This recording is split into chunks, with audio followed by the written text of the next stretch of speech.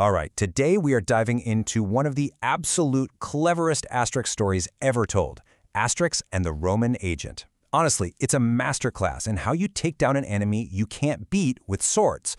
Instead, you use the most dangerous weapon of all, just a single, perfectly aimed whisper. So the whole thing kicks off with a massive headache for the one and only Julius Caesar. He's conquered all of Gaul, his legions are, the most powerful army in the world, and yet he keeps getting totally humiliated. Why? Because of this one tiny, stubborn village that he just can't crack. Force has failed him over and over again. So what's a world-famous dictator supposed to do? Let's set the scene. The year is 50 BC. We're in Gaul, which is now basically Roman territory. It's been almost completely crushed by Caesar's armies. But as you're about to see, that word almost, well, that's everything. Just like the opening of every book tells us, one small village of indomitable Gauls is still holding out. And they're completely surrounded by these fortified Roman camps: Toturum, Aquarium, Laudanum, and Compendium. This little village isn't just an annoyance, okay? It's a living, breathing symbol of defiance that really messes with Caesar's claim to total control. So what's their secret? How is this one village unconquerable? Well, it really comes down to two things. First, you've got our main guys, Asterix. He's the brains of the operation, and his best friend Obelix, who's all brawn. He fell into a cauldron of magic potion as a kid, so he's permanently superhuman. But the real ace up their sleeve is the druid, Getafix. He's the one who brews the legendary magic potion that can turn any villager into a super soldier. So, back in Rome, Caesar gets yet another report about his legions being, well, comically flattened by the Gauls. He finally realizes that brute force is just a dead end. He needs a totally new strategy, something sneaky, something insidious, that's designed to hit the Gauls right where they're strongest, their incredible unity. He decides he's going to fight fire with poison. And for a job like that, he calls in a very special agent. Everybody, meet Tortuous Convolvulus. Now, this guy is not a fighter. He is a walking, talking catalyst for pure chaos. He's got this almost supernatural talent for just sowing discord. I mean, we're introduced to him causing a fight between lions at the circus, and then he immediately gets his own Roman guards to fight each other. He is Caesar's psychological nuke, sent to do what no army could: make the Gauls destroy themselves from the inside out. The stage is absolutely set for a battle of wits and wills. And hey, if you enjoy seeing classic stories get this kind of deep dive, do us a favor. Take a second to like this explainer and subscribe to the channel. You're not going to want to miss how this plays out.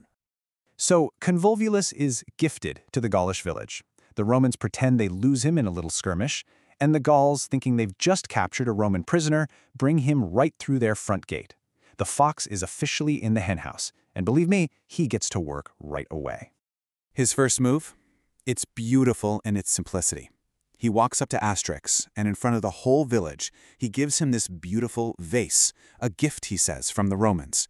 And he loudly announces it's a tribute to the most important man in the village. The absolute genius here is that he's not even really lying. He's just weaponizing an opinion and framing it in the most divisive way possible.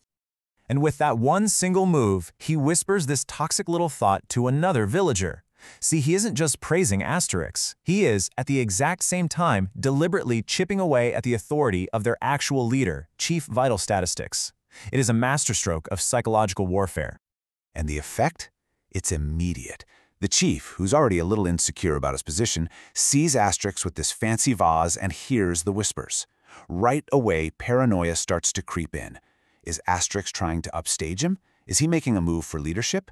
That foundational trust that held the entire village together, it starts to crack.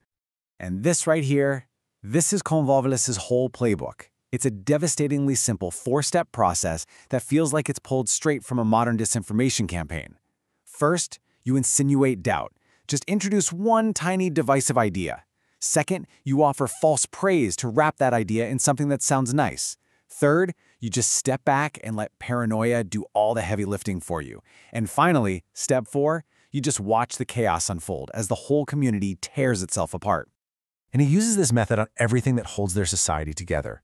He starts a rumor that maybe Getafix's magic potion isn't the real deal anymore. He subtly implies that maybe, just maybe, Asterix is working with the Romans.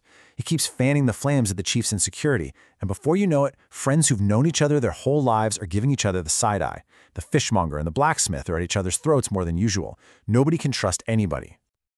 The village is turning into a total powder keg, and Convolvulus is just gleefully dropping matches everywhere.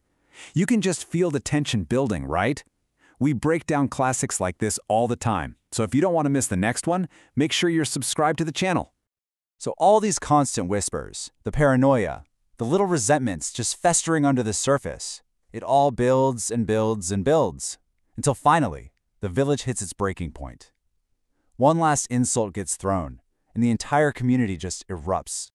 The Gauls, who are famous for loving a good fight, they finally get one. But this time, it's not against the Romans. It's against each other. Men, women, it doesn't matter. Everyone is in on it. Fish are flying through the air. Anvils are being tossed around. It is total, unfiltered chaos, which is exactly what Tortuous Convolvulus and Caesar were hoping for. The air is just thick with insults, and the sound of fists hitting faces. It's so crazy that one villager, completely lost in the moment, actually yells, "I've got a right to be bashed. I want to be bashed." It is pure madness. And meanwhile, over in the Roman camps, the legionaries are watching all of this with huge grins on their faces. They can hear the village literally tearing itself apart. Their agent has succeeded beyond their wildest dreams. The Gauls have finally been beaten, not by a Roman sword, but by a Roman whisper. The village is broken, or so it seems. But just as the Romans are getting ready to march in and claim their prize, they realize they've made one fatal miscalculation. Turns out, the Gauls were one step ahead of them the entire time. Here's the truth. Asterix and Getafix, they figured out Convolvulus' whole game pretty early on, but they knew they couldn't just call him out. The poison of doubt was already spreading too fast, so they cooked up this brilliant counterplan. Instead of trying to fight the discord, they leaned into it. They decided to give the Romans the exact show they were expecting to see. That whole massive brawl was just an elaborate piece of theater designed for one reason and one reason only, to lure the Romans into a trap.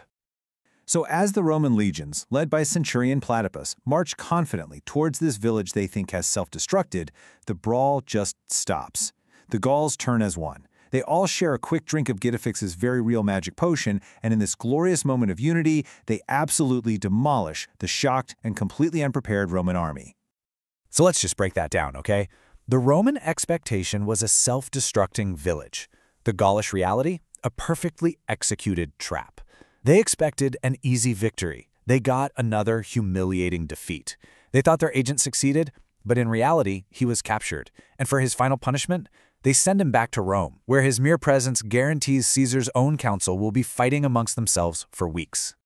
In the end, the Roman agent isn't just a story about how powerful words can be to divide us. It's really about the greater power of trust and intelligence to overcome that division. The Romans tried to poison the well, but the Gauls just worked together to dig a new one. What do you think is the biggest lesson from this whole strategy? Drop your thoughts in the comments below. We'd love to hear them. And hey, if you made it this far, make sure you're subscribed for more. Thanks for watching.